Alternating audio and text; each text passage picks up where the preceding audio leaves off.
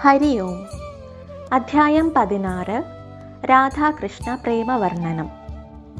ബഹുലാശ്വനും നാരദനും തമ്മിലുള്ള സംഭാഷണം തുടരുന്നു.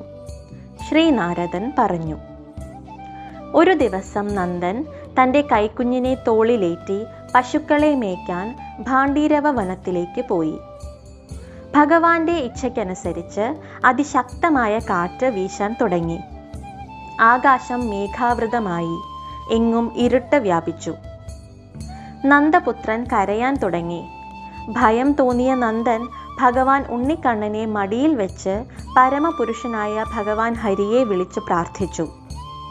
ആ അവസരത്തിൽ കോടി സൂര്യപ്രഭ ചൊരിഞ്ഞുകൊണ്ട് വൃഷഭാനുവിൻ്റെ മകളായ രാധാദേവി നന്ദൻ്റെ സമീപത്തെത്തി. നീല വസ്ത്രം ധരിച്ച് അരഞ്ഞാണം, വളകൾ, രത്നഹാരം, മൂക്കുത്തി, സീമന്തരേഖയിൽ ചൂടാമണി എന്നിങ്ങനെ പ്രത്യേകം ആഭരണങ്ങൾ അണിഞ്ഞുകൊണ്ടാണ് രാധാദേവി വന്നത്. ഇതു കണ്ട നന്ദഗോപൻ കൈകൂപ്പിക്കൊണ്ട് രാധയോട് പറഞ്ഞു: അല്ലയോ രാധേ, ഈ കൈക്കുഞ്ഞ് സാക്ഷാൽ പുരുഷോത്തമനാണെന്നും അങ്ങ് ഈ പുരുഷോത്തമൻ്റെ പ്രാണനാഥയും ആണെന്നുള്ള രഹസ്യം ഗർഗമുനിയിൽ നിന്നും എനിക്ക് അറിയുവാൻ കഴിഞ്ഞു. എന്നിട്ട് തൻ്റെ കയ്യിൽ നിന്നും ശ്രീകൃഷ്ണനെ എടുത്തുകൊള്ളാൻ രാധയോട് അദ്ദേഹം പറഞ്ഞു. അപ്രകാരം രാധ തൻ്റെ പ്രാണനാഥനെ 2 കൈകളും കൂട്ടി ഏറ്റുവാങ്ങി. ശേഷം രാധയെ പ്രണമിച്ച് നന്ദൻ അവിടെ നിന്നും പോയി. രാധ കൈക്കുഞ്ഞായ ശ്രീകൃഷ്ണനെയും കൊണ്ട് ഭാണ്ഡീരവ വനത്തിലേക്ക് പ്രവേശിച്ചു. രാധയുടെ സന്തോഷത്തിനായി ഗോലോകധാമത്തിൽ നിന്ന് അയക്കപ്പെട്ട ഭൂപ്രദേശം ദിവ്യരൂപം ധരിച്ചു. ദിവ്യവൃക്ഷങ്ങൾ പൂത്തുലഞ്ഞു. യമുനാ നദിയുടെ തീരത്ത് രത്നമയമായ സോപാനങ്ങൾ ഉയർന്നു. ഗോവർദ്ധന പർവ്വതം അരുവികളാലും ഗുഹകളാലും ശോഭിച്ചു. വസന്ത ഋതുവിൻ്റെ മാധുര്യം മുഴുവനും അവിടെ പ്രകടമായി കാണപ്പെട്ടു. മയിലുകളും കോകിലങ്ങളും മറ്റും ആടുകയും പാടുകയും ചെയ്തു. അവിടെ സുന്ദരമായ സരോവരവും ഉണ്ടായിരുന്നു. സുവർണമയമായ സുന്ദര സരോജങ്ങൾ വിരിയുകയും അവിടെ നിന്ന് വണ്ടുകൾ തേൻ കുടിക്കുകയും ചെയ്തിരുന്നു. ഇത്രയുമായപ്പോൾ ഘനശ്യാമവർണ്ണനായ ശ്രീകൃഷ്ണൻ ശൈശവരൂപം വെടിഞ്ഞ് കൈശോര രൂപത്തിലേക്ക് മാറിയിട്ട് പീതവസ്ത്രം ധരിച്ചുകൊണ്ടും കൗസ്തുഭ പ്രഭ വിതറിക്കൊണ്ടും സർവാലങ്കാരഭൂഷിതനായി രാധയുടെ മുൻപിൽ നിന്നു. ഭഗവാൻ ചിരിച്ചുകൊണ്ട് പ്രിയതമയായ രാധയുടെ കൈ പിടിച്ച് വിവാഹ മണ്ഡപത്തിലേക്ക് പ്രവേശിച്ചു. ആ മണ്ഡപത്തിൽ വിവാഹത്തിന് വേണ്ടിയുള്ള എല്ലാ സാമഗ്രികളും ഒരുക്കിയിരുന്നു. പെട്ടെന്ന് ശ്രേഷ്ഠമായ ഒരു സിംഹാസനം അവിടെ പ്രത്യക്ഷപ്പെട്ടു. രാധയും കൃഷ്ണനും ആ സിംഹാസനത്തിൽ ഉപവിഷ്ടരായി. അവർ പരസ്പരം മധുരതരമായ വർത്തമാനങ്ങളിൽ ഏർപ്പെട്ടു.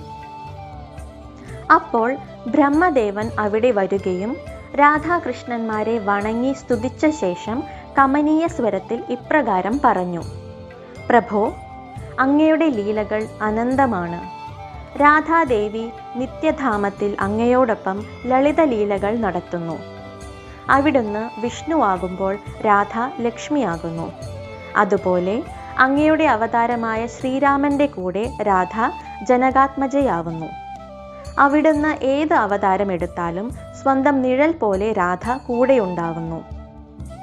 ലോകവ്യവഹാരത്തിനനുസൃതമായി ലോകത്തെ നേർവഴിക്ക് നയിക്കാനായി ഞാൻ വൈവാഹിക വിധി പ്രകാരം നിങ്ങളുടെ വിവാഹം നടത്താം. ഇപ്രകാരം സ്തുതിച്ചിട്ട് ബ്രഹ്മദേവൻ കുണ്ഠത്തിൽ അഗ്നി ജ്വലിപ്പിച്ചു. അങ്ങനെ അഗ്നിയെ സാക്ഷിയാക്കി രാധാകൃഷ്ണന്മാരുടെ പാണിഗ്രഹണ കർമ്മം ബ്രഹ്മദേവൻ നിർവഹിച്ചു. ശേഷം ബ്രഹ്മാവ് നവദമ്പതികളെ അഗ്നികുണ്ഠത്തിന് ചുറ്റും പ്രദക്ഷിണം ചെയ്യിപ്പിച്ചു. അതോടൊപ്പം അവരെ കൊണ്ട് വിവാഹമന്ത്രം ഉച്ചത്തിൽ ജപിപ്പിച്ചു. തുടർന്ന് രാധയെ കൊണ്ട് ഒരു മനോഹരമായ താമരമാല കൃഷ്ണന്റെ കഴുത്തിൽ ധരിപ്പിച്ചു. അതുപോലെ കൃഷ്ണനെ കൊണ്ട് ഒരു താമരമാല രാധയുടെ കഴുത്തിലും അണിയിപ്പിച്ചു. അതിൽ പിന്നെ അവരെ കൊണ്ട് അഗ്നിയെ നമസ്കരിപ്പിക്കുകയും ആ അഭിനവ ദമ്പതികളെ ഒരു സുന്ദരമായ സിംഹാസനത്തിൽ ഇരുത്തി 5 മന്ത്രങ്ങൾ പഠിപ്പിച്ച് പിതാവ് പുത്രിയെ എന്ന പോലെ രാധയെ കൃഷ്ണന്റെ കയ്യിൽ ഏൽപ്പിച്ചു. ആ സമയത്ത് ദേവന്മാർ പുഷ്പവൃഷ്ടി നടത്തുകയും ദേവാംഗനമാരോടൊപ്പം വിദ്യാധരിമാർ നൃത്തം വയ്ക്കുകയും ചെയ്തു. ഗന്ധർവന്മാരും വിദ്യാധരന്മാരും ചാരണന്മാർ അഥവാ ദേവഗായകരും കിന്നരന്മാരും മംഗളഗാനം ആലപിച്ചു. മൃദംഗം, വീണ, ശംഖ് മറ്റും വാദ്യോപകരണങ്ങൾ ഉപയോഗിച്ചുകൊണ്ട് ജയാരവം മുഴക്കി. അപ്സരസുകൾ നൃത്തം വെച്ചു. അപ്പോൾ ശ്രീകൃഷ്ണൻ ബ്രഹ്മാവിനോട് ദക്ഷിണ ചോദിക്കാൻ ആവശ്യപ്പെട്ടു. അതിനുത്തരമായി ബ്രഹ്മാവ് പറഞ്ഞു, പ്രഭോ, അവിടുത്തെ പാദാരവിന്ദങ്ങളിലുള്ള ഭക്തി ദക്ഷിണയുടെ രൂപത്തിൽ നൽകിയാലും. അങ്ങനെയാവട്ടെ എന്ന് കൃഷ്ണൻ അനുഗ്രഹിച്ചു. ശേഷം ബ്രഹ്മാവ് രണ്ടുപേരെയും പ്രണമിച്ച് ബ്രഹ്മലോകത്തേക്ക് തിരിച്ചുപോയി. രാധാകൃഷ്ണന്മാർ അന്യോന്യം നൽകിയ മധുരം ഭക്ഷിച്ച ശേഷം യമുനാ തീരത്ത് വെച്ച് മധുരതരമായ സംഭാഷണങ്ങൾ പറഞ്ഞ് വിഹരിച്ചു. അവർ ശൃംഗാരരസസമ്പൂർണമായ അനേകം ലീലകളിൽ വ്യാപൃതരായി. അനന്തരം യമുനാ നദിയിൽ ഇറങ്ങി ജലക്രീഡ നടത്തിയ ശേഷം ഭാണ്ഡീരവ വനത്തിൽ പ്രവേശിച്ച് ലീലകളിൽ മുഴുകി. പെട്ടെന്ന് നന്ദൻ ഏതു രൂപത്തിലാണോ കൃഷ്ണനെ രാധയുടെ കയ്യിൽ ഏൽപ്പിച്ചത് അതേ അവസ്ഥയിലേക്ക് കൃഷ്ണൻ മാറുകയും നിലത്ത് കിടന്ന് ഭയം പൂണ്ട് കരയുവാനും തുടങ്ങി. ഇത് കണ്ട രാധ കരഞ്ഞുകൊണ്ട് പറഞ്ഞു, ഹരേ, എനിക്ക് മേൽ എന്തിനാണ് മായ പ്രയോഗിക്കുന്നത്? ഇപ്രകാരം പരിഭ്രാന്തയായ രാധയെ സമാധാനിപ്പിക്കുന്ന വണ്ണം ആകാശത്തിൽ നിന്നും ഒരു അശരീരി കേട്ടു. രാധേ, ഇപ്പോൾ വിഷമിക്കാതിരിക്കൂ. കുറച്ചു നാളുകൾക്ക് ശേഷം നിന്റെ മനോരഥം പൂർണ്ണമാകും.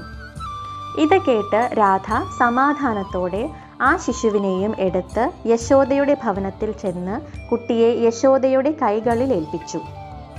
വനത്തിൽ അന്ധകാരം വ്യാപിച്ചപ്പോൾ ഭയപ്പെട്ടു കരഞ്ഞ തൻ്റെ പുത്രനെ കാത്തുരക്ഷിച്ചു തിരിച്ചേൽപ്പിച്ചതിന് രാധയെ അവർ അഭിനന്ദിച്ചുകൊണ്ട് നന്ദി പറഞ്ഞു. ഇതിൽ സന്തുഷ്ടയായ രാധ യാത്ര ചോദിക്കുകയും സ്വന്തം വീട്ടിലേക്ക് പോവുകയും ചെയ്തു. ശ്രീനാരദൻ തുടർന്നു, രാജൻ, ഇപ്രകാരം ശ്രീ രാധാകൃഷ്ണ വിവാഹത്തിൻ്റെ പരമമംഗളമയമായ ചരിത്രം വിവരിച്ചുവല്ലോ. ഇത് കേൾക്കുകയും പഠിക്കുകയും പഠിപ്പിക്കുകയും ചെയ്യുന്നവരെ ഒരിക്കലും പാപം സ്പർശിക്കുകയില്ല. ഇവിടെ 1-ാം ഖണ്ഡത്തിലെ 16-ാം അധ്യായം സമാപിക്കുന്നു.